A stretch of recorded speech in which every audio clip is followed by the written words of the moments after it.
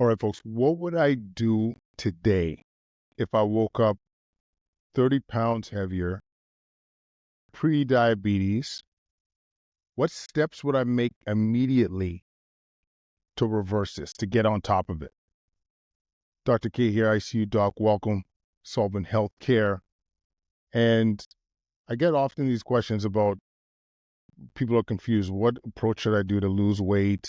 I've tried different diets and different approaches, and I just want to distill what I would do in my own life if someone told me today I was overweight, I needed to reverse my pre-diabetes. What steps would I do? And I'm going to keep them very simple. And I'm going to give that qualifier too. This is what I would do myself. What I think would work well for me. Take advice that you want to take out of it that you think would apply to yourself. But this is what I would do today if I woke up 30 pounds heavier. Number one, implement fasting. You hear different approaches when it comes to fasting. 16-8. In other words, fasting for 16 hours and adding an 8-hour eating window. Some people do the 24-hour fast. Some people just fast for 12 hours.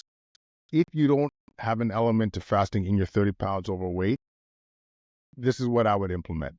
I have personally done this now for about 5.5 years, not because I'm pre-diabetic. It's more for lifestyle and for convenience. I love the idea of, in my eating window, not being too worried about the amount of food I'm eating, especially if it's quality food. It's like for me personally, I allow myself about 3,000 calories a day based on my lifestyle. To ingest 3,000 calories in an 8-hour window is hard to do, but and doing this, having this approach, gives me that gift of not having to worry about how much I'm consuming. You've seen a lot of press lately about the value of intermittent fasting, if it has a magical impact, the fact that you have a fasting period. Some data supports the idea that it's just a matter of restricting your calories.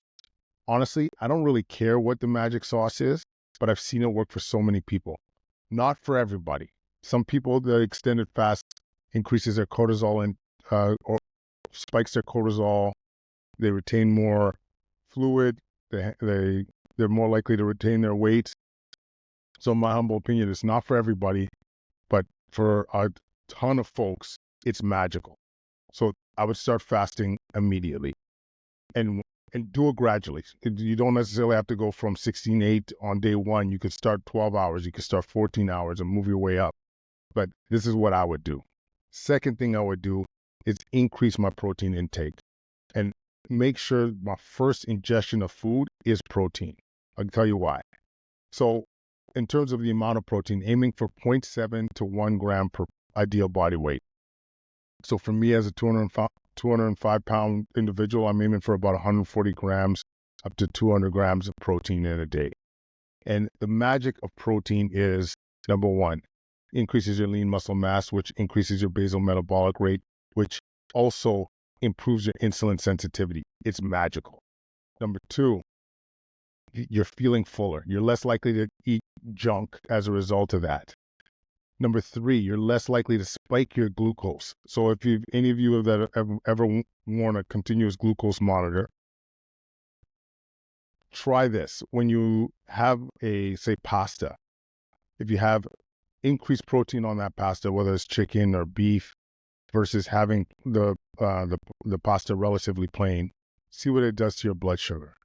It's almost like it's a protector of spiking that insulin. And so I always say, when in doubt, increase that protein intake and have it first. I think this is an important element in terms of you're going to feel fuller, you're less likely to spike your sugar, and you're going to start winning. And all these steps, I think, can make a dent in terms of reversing your metabolic syndrome, helping you lose weight, and feeling your best self.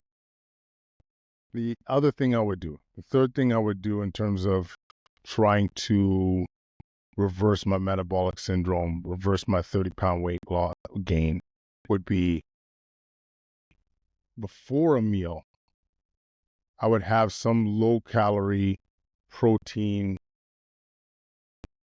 snack or protein drink, or for example, cottage cheese. I'd have a cup of cottage cheese before my meal for the reason I talk about. You're meeting your protein needs. You'll be fuller. You're less likely to eat junk.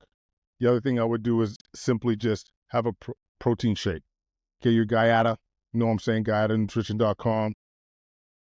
Whether you're using almond milk, whether you're using water, getting your 25 grams of protein in one scoop, you are winning.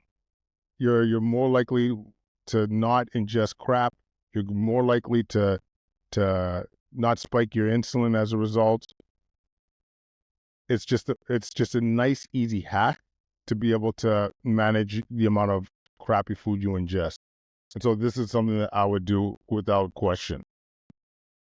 Number 4 consideration: reduce my high glycemic carbs, breads, pastas, so forth. If I'm going to have them, I'm going to have them at night just so I could improve my sleep, which we'll talk about in a second.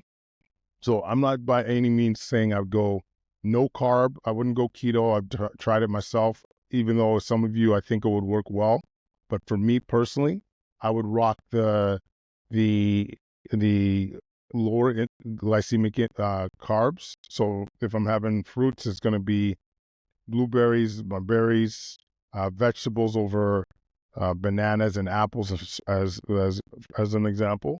But yeah, I would lean on the low glycemic fruit or low glycemic carbohydrates to optimize my health and ideally reverse that metabolic syndrome.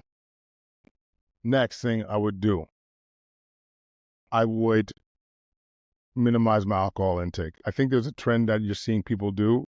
I think I've never seen more of my friends reduce the amount of alcohol.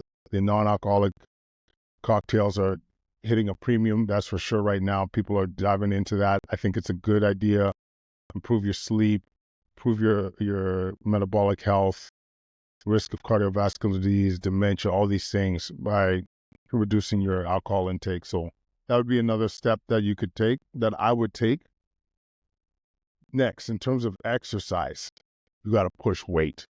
I would weight train 3 days a week. And that could be body weight exercises.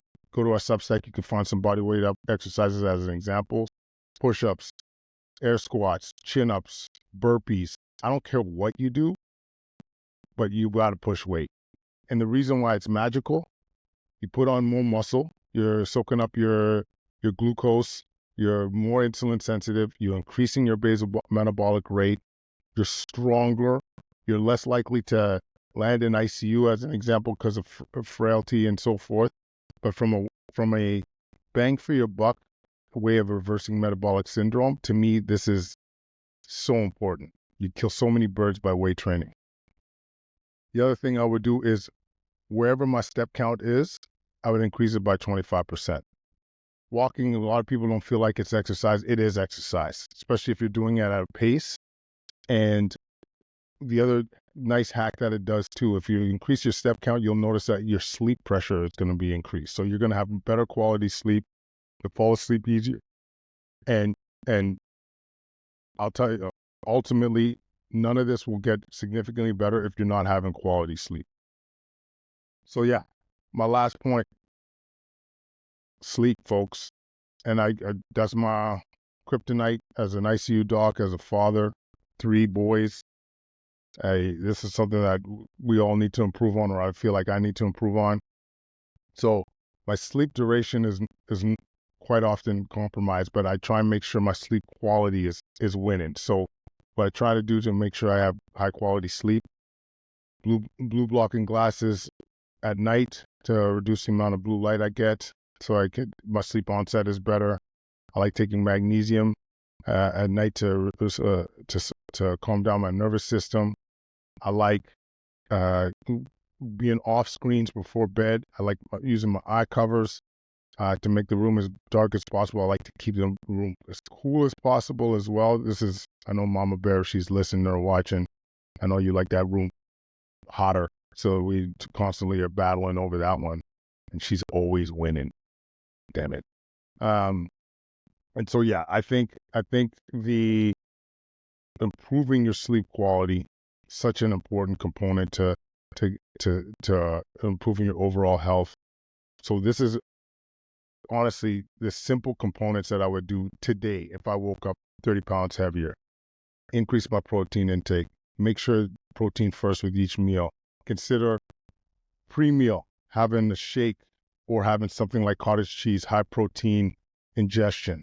I would introduce fasting. Try it out. Some element of fasting, not necessarily having a meal first thing in the morning. I would reduce my alcohol intake. I would weight train at least 3 days a week. I would increase my step count by 25%, and I would work on my sleep. And I think if you are using any of these metrics, any of these measures, you'll be that much further ahead. Let me know what you think in the comments. Like I said, if you're looking for more protein ingestion, guidenutrition.com. All we do is win, folks. All right. Thanks for listening. Peace.